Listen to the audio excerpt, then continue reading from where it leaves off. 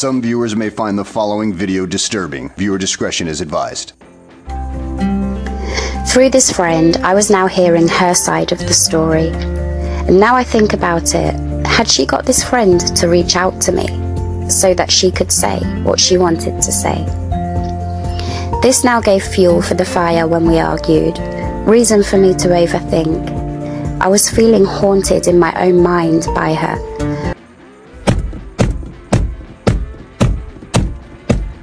I was living in a world of trolls, his ex, and just pure hate daily. Is a filthy, dirty, disgusting, skanky, brutal, bottom-feeding, trash bag hoe!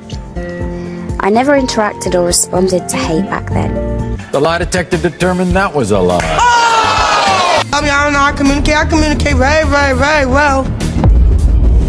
What a pile of crap from the first bit of so-called trolling.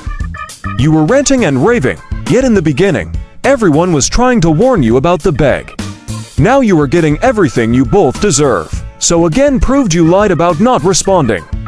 And everyone knows from back then that it's the truth I'm telling. But that didn't stop it from happening.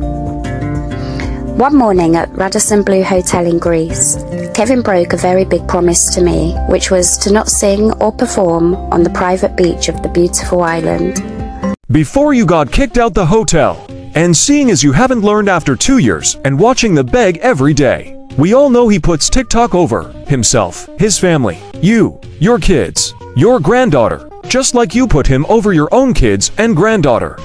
He didn't only break his promise, but he'd let the beach and TikTok hear my distressed phone call through his speaker.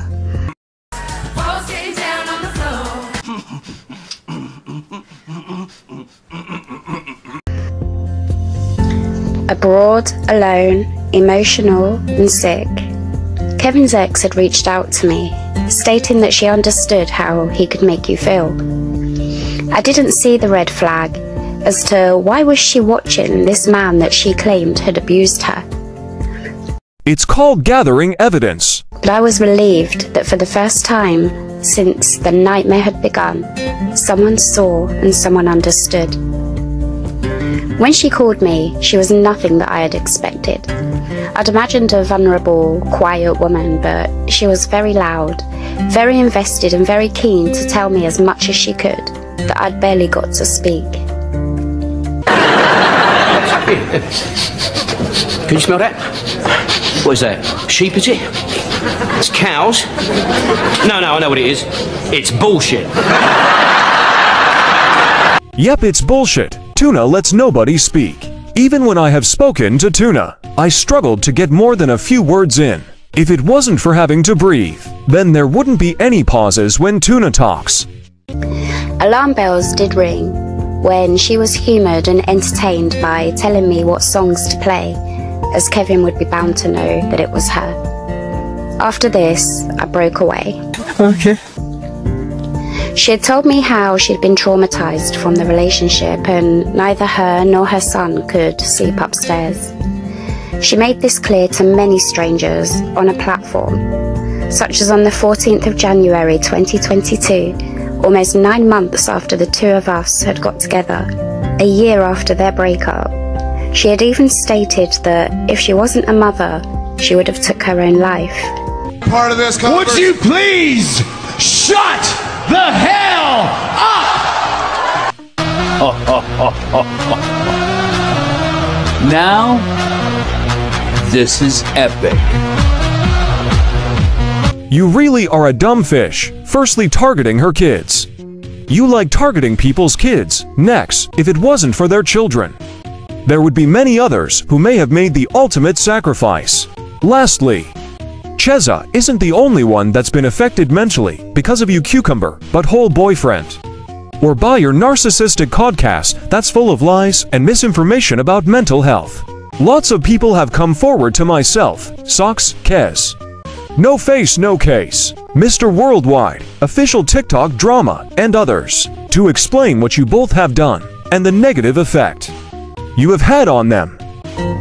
But this was most certainly not the comments that matched her words. It's really hard to not be hateful and say what you really feel when you have to try and be the bigger person. I made allowances for the fact that she was clearly damaged, but that damage was not caused by Kevin. The lie detector determined that was a lie. In fact, all her reasons was to get him off TikTok. I never knew Kevin back then, but I get told that when he first started TikTok, he was softly spoken and a lot calmer than he is today.